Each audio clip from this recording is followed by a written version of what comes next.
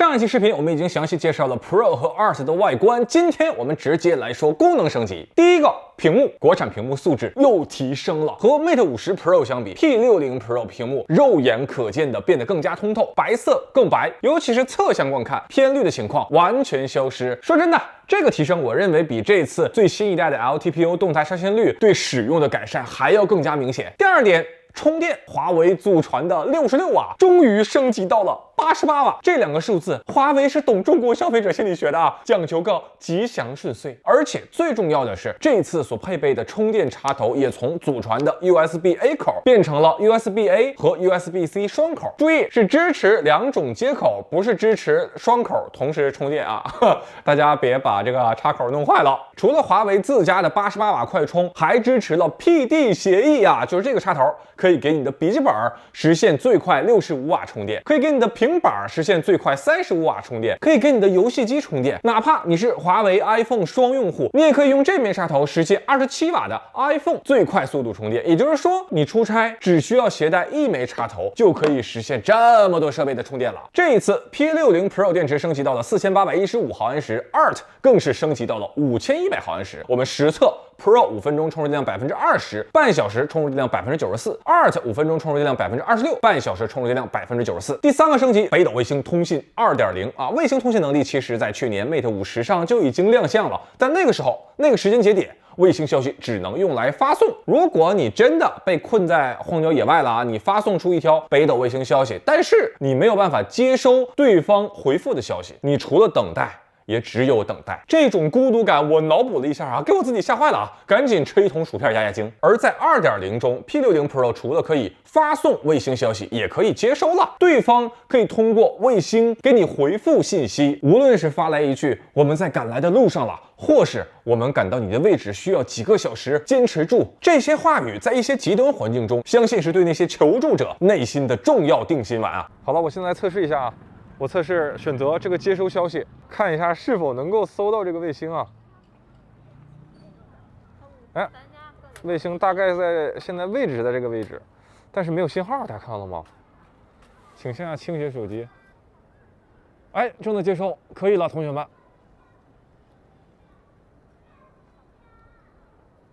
哎，接收成功了！对方发消息说已接收到你的消息，请及时报平安。就它除了可以发送卫星消息，还可以接收卫星消息了。那么问题来了，假设我的朋友使用华为手机给我的 iPhone 发布卫星求救信息，那么我是否能够通过我其他品牌的手机给他回复呢？都可以以短信的形式接收到朋友通过卫星通信发来的信息。这个短信里会包含对方的经纬度信息，会包含对方的求助信息，同时还有一个链接，你点开这个链接就能够通过北斗卫星服务去回复它了。所以无论对方是否是华为手机，无论对方是否支持卫星通信，都可以及时的回复你。我觉得北斗卫星对于现阶段的华为是一个价值巨大的差异化功能，相当于在网络信号这个环节开辟了一个全新的战场。我虽然暂时不能支持 5G 网络，但是在极端环境中，你们别说 5G 了， 4G、3G 你连 2G 你都没有，那这个时候我有卫星通信，我相信这一点对于很多华为的目标用户，尤其是商务用户来说，是一个重要的胜负手，因为很多商务用户对于紧急通信能力的需求是非常高的。第四个升级，鸿蒙 3.1， 这次除了卫星，那华为带来了一个息屏提醒一镜到底的新功能。之所以叫做一镜到底，就是华为把息屏显示的小窗和你的桌面壁纸进行了联动，从你的息屏到你的桌面有一个非常有趣的过渡动画。在这个环节中，你可以选择不同样式的小窗，小窗会把你的手机壁纸的一部分图片截取下来作为息屏显示，整个动画流畅顺滑。这个部分大家就可以发挥自己的想象力，做一些有趣的壁纸。比如说我现在选择这个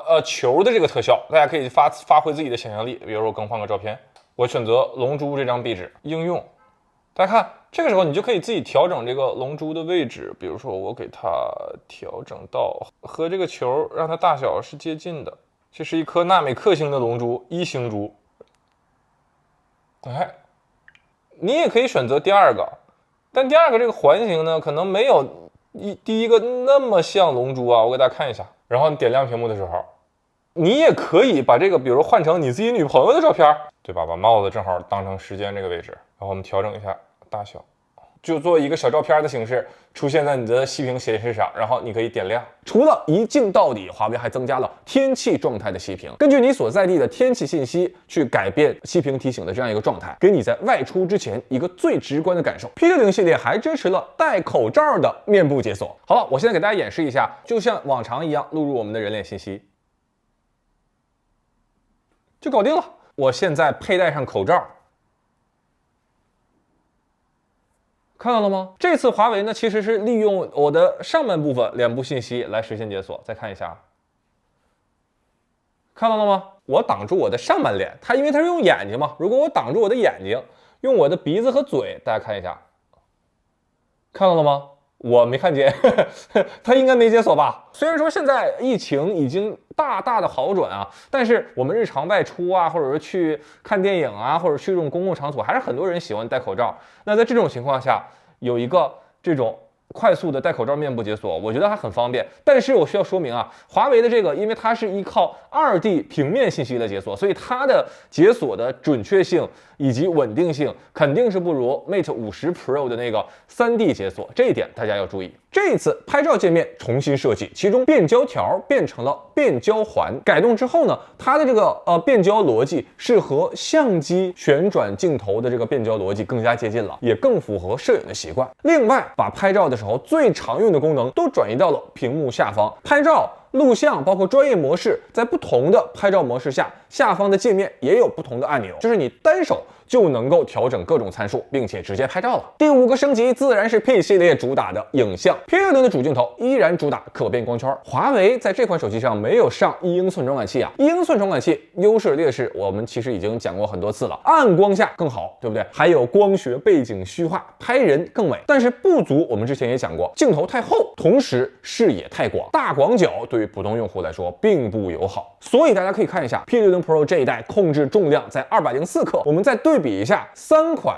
1英寸手机的厚度，你就知道华为为什么没有上1英寸了。通过增大光圈配合 RYYB 传感器 ，P60 Pro 的暗光画质同样出色。1英寸传感器加上大光圈，在近距离拍摄物体的时候会有虚化不清晰的情况。大家可以看一下，我使用1英寸传感器拍摄近距离物体，这种虚化呢就会给人带来一种眩晕感啊。你别说1英寸了，就是现在华为的 P60 Pro， 它开到最大光圈 f1.4， 你看这个画面的边缘也很糊啊。但是华为不是支持可变光圈吗？通过 AI 去识别场景，识别出花朵，这时候手机会自动缩小光圈到 f4。大家看，我用 P60 Pro 和1英寸手机所拍摄的样张对比，实际测试正常光线拍摄，光圈呢并不会开到最大，而是保持在 f2， 那保证清晰和画质的一个平衡。然后如果你进入暗光环境，这个时候光圈会自动打开到 f1.4， 实现超大的进光量。在这儿我插播一下 ，P60 Pro 在暗光下的绝大多数拍照啊，已经没有说按下快门然后转圈圈，或者让你符文手机正在提升画质这样的字样了。华为现在更关注用户在按下快门那个瞬间的体验了。我记得2018年我在巴黎参加了华为 P20 系列的发布会，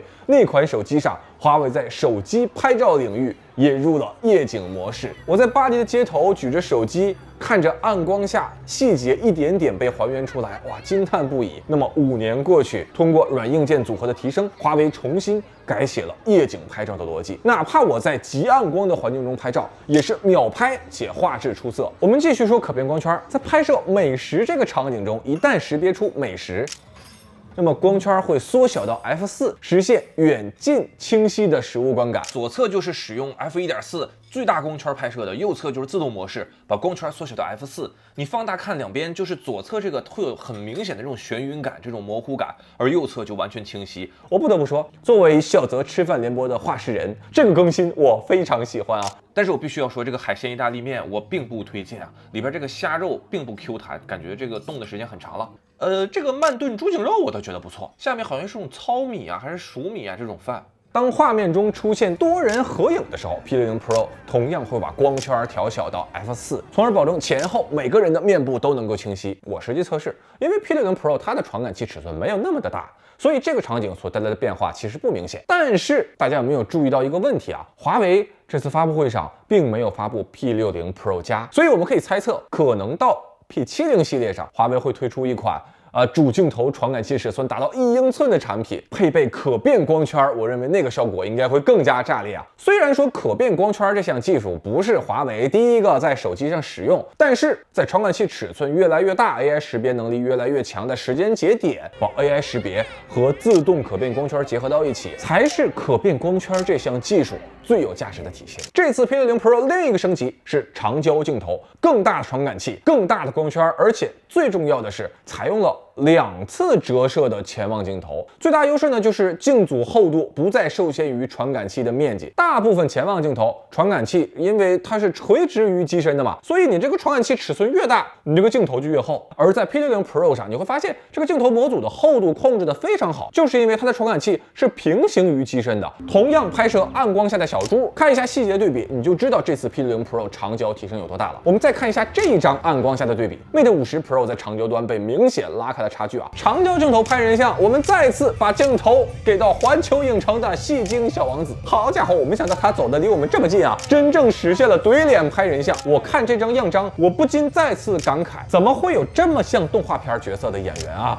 不过有个问题需要说明一下，我现在目前测试的这2个工程机版本，它们的人像模式优化算法还有点问题，就是它还不能很好的实现软件层面的虚化效果，所以大家现在看到的就是3倍镜头直接拍摄所得到的画质。那个为了给大家展示一下3倍镜头的视频效果和防抖效果啊，我特意拍摄了一段我最喜欢的小黄人小姐姐啊，大家看一看啊。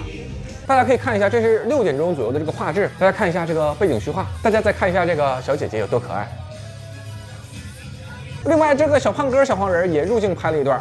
怎么说呢？这个很投入啊。长焦镜头支持微距拍照，此前华为产品只有售价过万的 Mate 50保时捷才有这个功能，你可以无限拉近你和小花的距离，拍摄一张非常有质感的小花，你可以拉近到10倍去看花蕊。我跟大家说啊，华为目前长焦微距的可用性非常高。我日常评测里其实有很多镜头都是使用 Mate 50保时捷长焦微距拍摄的，比如说之前拍摄的Mate Pad 手写笔镜头，这个微距效果以及防抖稳定的效果，我使用手机感觉反而比相机要方便了很多。这颗长焦镜头传感器增大了不少，配合上 f2.1 的超大光圈，再配合微距，自然给暗光下的微距表现也带来了不少有趣的新玩法。这组暗光长焦对比 Mate 50 Pro 都把画面拉近，那 Mate 50 Pro 逐渐就不能变焦，然后变得很模糊，但是 P60 依然很清晰。超近距离拍摄这一组小水母啊，这些水母有一些本身它们也就跟人类的这个手指大小差不多啊，在 P60 Pro 的长焦镜头下如梦如幻。大家看到的所有视频和照片都是我手持